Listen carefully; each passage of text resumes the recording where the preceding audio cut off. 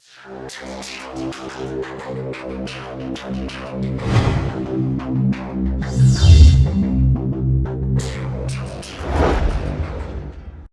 2025년 1월 20일 이정훈입니다. 서울 서부지법 사태를 갖고 법치주의가 무너졌다라는 질타를 매우 많이 하고 있습니다.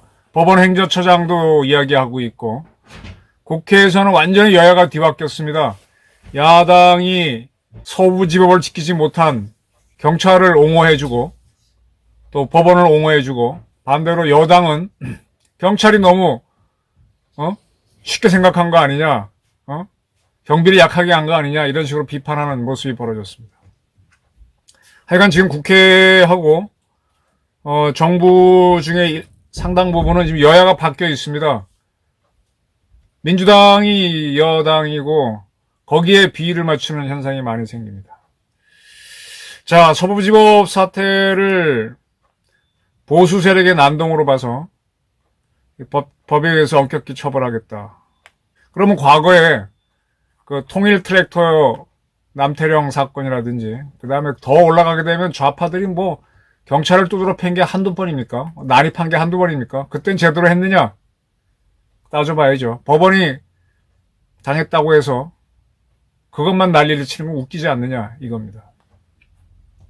좋습니다. 이제 이 법치주의 운운하는 법관들 이야기, 또 민주당의 이야기에 정당성을 가지려면 일관성이 있어야 됩니다. 이제 또 하나의 사건이 다가옵니다. 1월 23일 날, 바로 이제 이 방송 나가는 이틀 후네요. 서울 고등법원 형사 6-3부에서 이재명 민주당 대표 재판이 열립니다. 2심이 열립니다. 선거법 위반 사건. 1심에서 징역 1년에 집행유예 2년이 선고됐던, 그 사건 2심이 드디어 열립니다. 2심에서 이제 지금 문제는요, 1심의 판결이 지난해 11월 15일 날 나왔습니다. 그래서 2심은 1심 판결 나온 때로부터 3개월 내에 끝내야 되거든요. 그러면 2월 15일 전에 2심 판결이 나와야 됩니다. 근데 2심이 3개월 사이에 열렸어야 되는데 안 열리다가 지금 12월 그냥 보내고 1월 15일이면 두 달이죠. 그걸 지난 1월 23일에서야 비로소 2심이 열리는 겁니다. 2심 첫 재판이 열립니다. 어떻게 할지는 조금 지켜봐야 되는데, 과연 2월 15일 때까지 판결을 할 수 있겠느냐, 이런 문제가 되죠. 만약에 이때 판결을 안 한다면은 법원의 야당 이재명 눈치 보는 거 아니야? 비위 맞추는 거 아니야? 이런 문제가 생길 수 있고, 또 이런 것들에 대해서 보수 인사들이, 보수 국민들이 매우 동조하게 되면 또 법원을 몰려가는 그런 사태가 벌어질 수도 있겠죠. 2심에서도 만약에 이재명 대표가 유죄가 나온다면 그런 3심 대법원에서는, 여기서는 뭐 거의 뒤집어질 확률이 없죠. 그렇게 되면 어떻게 되느냐, 이재명은 국회의원직을 내놔야 되고, 그리고 민주당은 지난 대통령 선거 때 정부로부터 받은 한 500억, 400 몇십억이죠. 이 돈을 토해놔야 됩니다. 그럼 민주당은 상당히 위기에 처합니다. 이런 2심이 사실상 거의 확정되는 판결인데, 이걸 2월 15일까지 일단은 해야 됩니다. 어떻게 될지 모르지만 그 첫 재판을 1월 23일 날 여는데, 형사 6-3부의 판사는 이예슬, 최은정, 정재호 부장입니다. 이 세 분의 부장판사가 어떤 판결을 내릴지 상당히 궁금한데, 이 형사 6-3부는 지금 이재명 사건을 신속히 하기 위해서 이제 다른 사건은 모두 안 맡기로 했어요. 지금 2달 이상 까먹었잖아요. 한 달 넘긴 다음에 비로소 이제 첫 재판을 여는 거기 때문에 서둘러 한다. 6-3 재판부의 이 3명의 판사가 내린 재판 중에서 눈에 띄는 거는, 손준성 검사장이 고발사주 사건이 있었죠. 김웅 당시 의원하고 굉장히 정치적으로 시끄러웠던 조성은인가 뭐 하는 여자가 나왔었고, 또 박지원 얘기 나오고 한참 그랬던 거 있지 않습니까? 손준성 씨는 실은 윤석열 대통령이 검찰총장 할 때 있었던 사람인데, 이 양반이 1심에서는 징역 1년에 유죄가 나왔는데 2심에서 바로 이 재판부가 무죄를 선고했습니다. 현재 3심까지는 열리지 않아서 3심을 기다리고 있습니다.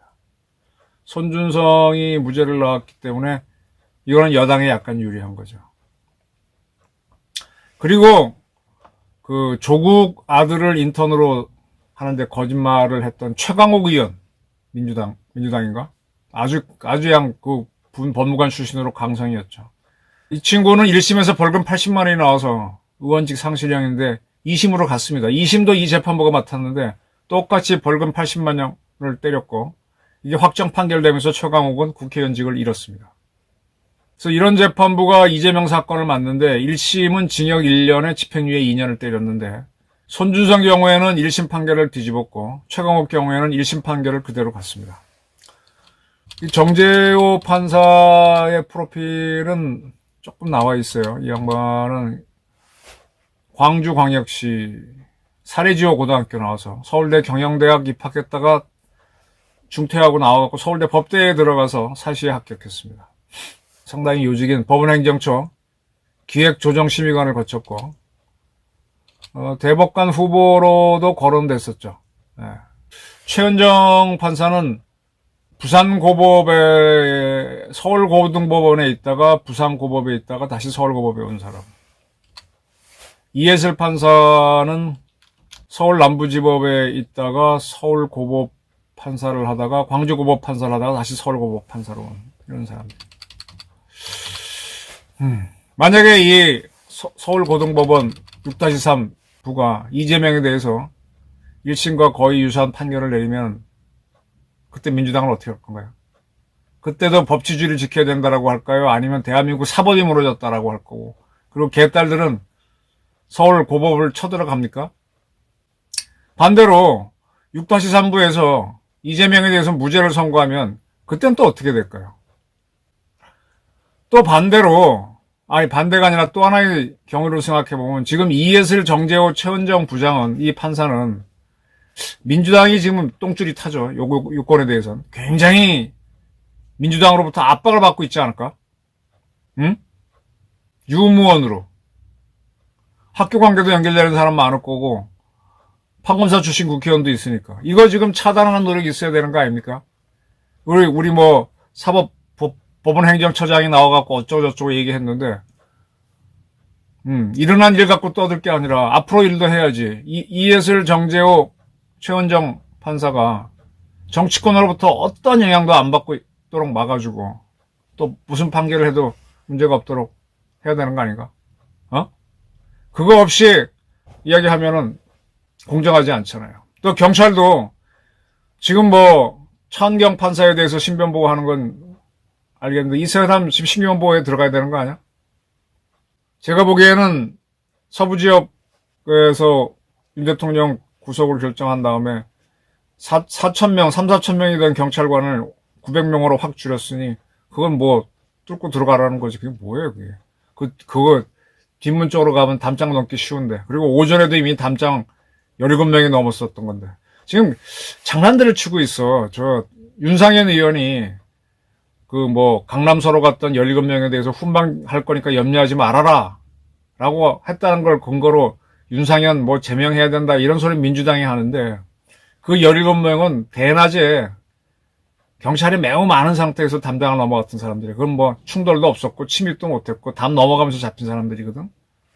그때는 뭐 윤 대통령이 서부지법에 오기도 전이죠.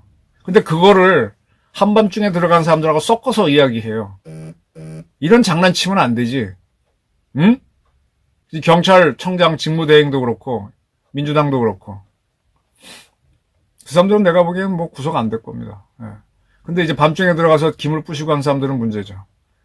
근데 구속영장 발부하고 나서 그런 사태가 있을 거는 충분히 예상되는데 왜 안 했어? 난 이거 경찰 책임자들 물어야 돼. 경찰청장 대행 나와서, 대행 국회에 와서 얌전하게 뭐 그래도 폭력을 쓴 사람이 문제 아닙니까? 그러는데 경찰이 그런 거 딱 예상해서 미리 예방하라고 방범활동하고 하는 건데 똑같이 지금 이 세 명의 판사에 대해서도 해야 될 거 아닙니까? 야, 경찰 너무 여우짓하면요 당합니다. 그럼 민주당도 법원도 뭐 폭력, 뭐 난동, 소요 사태라고 얘기하는데 글쎄 이게 소요 사태까지 가나? 소요는 과거에도 많았어요. 이 정도 소요라고 하면. 자, 서울고등법원 6-3부가 1월 23일 이재명 재판을 어떻게 하는지. 지금 이재명 씨는요 계엄 선포됐다가 된 이후로부터 자기 재판에 갔다가 조퇴하고 지 마음대로 하고 있어요. 그 이재명 또 오늘 뭐 6대 시중은행장 불러갖고 뭐 회의도 하고 뭐처럼 움직이고 있습니다. 구속이 안 된 기소자일 뿐인데 과연 대한민국 법이 공정한지 사법기관이 공정한지 냉정하게 지켜보시기 바랍니다. 감사합니다.